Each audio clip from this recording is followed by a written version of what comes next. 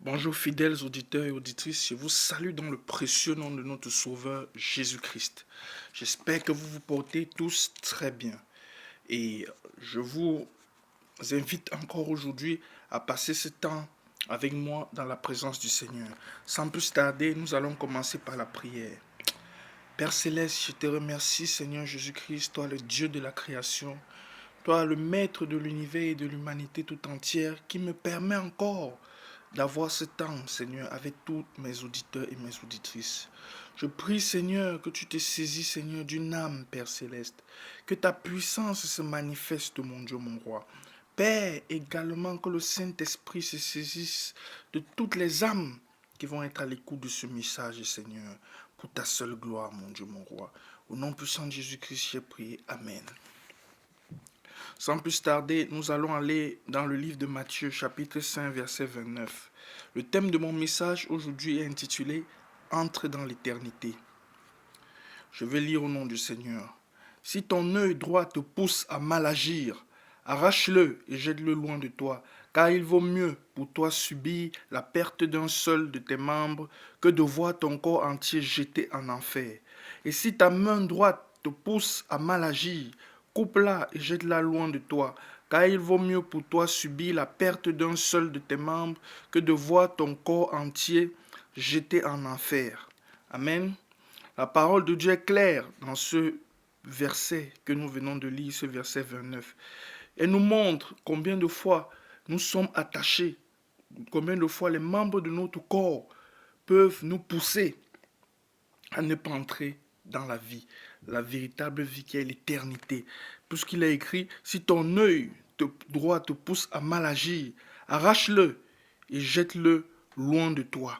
Donc si cet œil-là, qui fait partie de notre corps, nous pousse à mal agir, peut nous pousser à notre perte, peut empêcher notre salut, la parole de Dieu nous demande d'ôter cet œil. Et si ta main droite te pousse à mal agir, coupe-la et jette-la loin de toi, car il vaut mieux pour toi subir la perte d'un seul de tes membres que de voir ton corps entier jeté en enfer. C'est vrai, nous sommes rattachés à nos membres, aux membres de notre corps. Si nous enlevons notre œil, nous n'allons plus voir, c'est vrai. Si nous enlevons notre bras, nous n'aurons plus un bras, c'est vrai. Mais ici, ce sur quoi je veux attirer l'attention de tout un chacun ici, c'est que nous devons savoir qu'il y a une véritable vie. Cette vie est dans l'éternité. Et les membres de notre corps peuvent être des éléments qui peuvent jouer en notre défaveur. Par ton œil, tu peux voir des vidéos qui ne plaisent pas au Seigneur, qui sont contre Dieu. Par ta main, tu peux toucher des choses qui ne sont pas bonnes. C'est tout cela ici qui est présenté de cette manière-là. Et la parole de Dieu est claire pour cela. Il vaut mieux pour toi entrer manchot ou sans un œil dans cette éternité-là que de voir tout ton corps entier être jeté en enfer.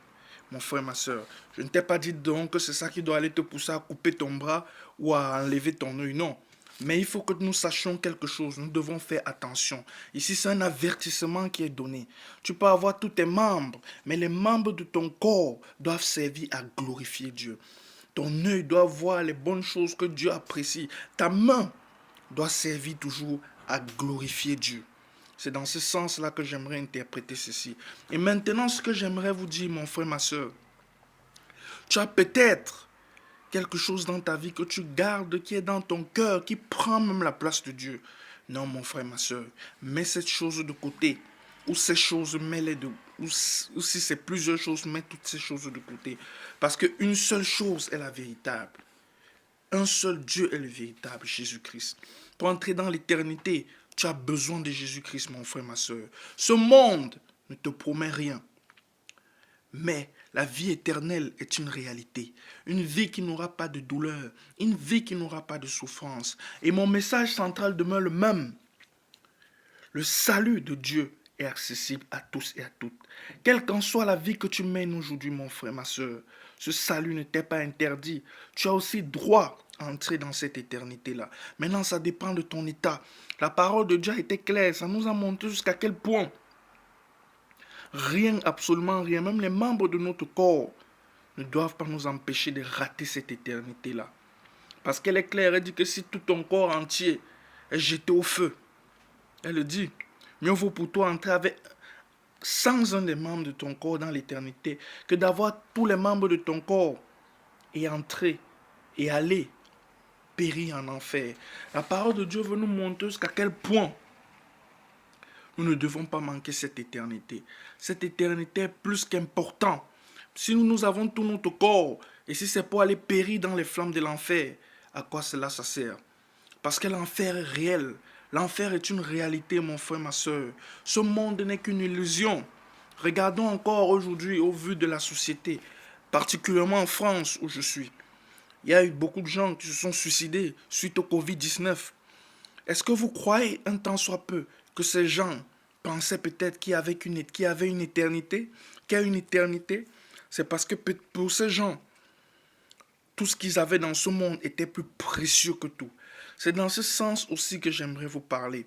Rien ne doit plus être précieux dans votre cœur que cette rencontre que vous aurez dans l'éternité avec votre Dieu et Sauveur Jésus-Christ. Accrochez-vous, faites tout. Vous voyez jusqu'à quel point la parole de Dieu nous montre encore l'urgence d'entrer dans cette éternité-là. Parce que c'est la véritable vie. Ce monde, lui, il passera. Est-ce que vous croyez que si ces gens qui s'étaient suicidés avaient un temps soit peu pensé qu'un jour, ils entreraient dans l'éternité, que ce monde n'est pas passager? Ils ne se seraient pas attachés de cette manière-là à leur vie d'ici. Parce que lorsqu'on se suicide, on est découragé quelque part, on est déprimé. Ils avaient subi cette dépression dans leur cœur. Mais mon frère, aujourd'hui, ne sois pas déprimé. Quel qu'en soit ce que tu vis dans ta vie aujourd'hui, l'éternité est à ta portée. Accepte d'entrer dans cette éternité-là. Ne laisse aucune chose, bien que tu es dans cette terre, prendre la place de Jésus-Christ dans ton cœur comme ton Dieu. Accepte d'entrer dans cette éternité. Et pour entrer dans cette éternité, il n'y a qu'une seule manière. C'est de recevoir Jésus-Christ dans son cœur comme son Dieu et son Sauveur. Je ne sais pas quel est ton cas. Je ne sais pas si tu as déjà accepté Jésus-Christ dans ta vie. Mais tu peux répéter cette prière après moi, si tu veux, une prière d'acceptation du Seigneur Jésus-Christ. Merci Seigneur Jésus-Christ d'être mort à la croix pour mes péchés. Je te reconnais aujourd'hui comme mon Dieu et mon Sauveur. Pardonne-moi mes péchés anciens. Donne-moi de marcher en nouveauté de vie. Accorde-moi ta faveur divine. Sauve mon âme. Mon frère, ma soeur, encore aujourd'hui, tu donnes ta vie à Jésus. Je ne t'ai jamais dit que ta vie sera la plus belle du monde. L'ennemi, Satan, le diable, va souvent te combattre. Parce que qu'est-ce qu'il combat avant tout? Ce qu'il combat avant tout, mon frère, ma soeur, c'est ton salut.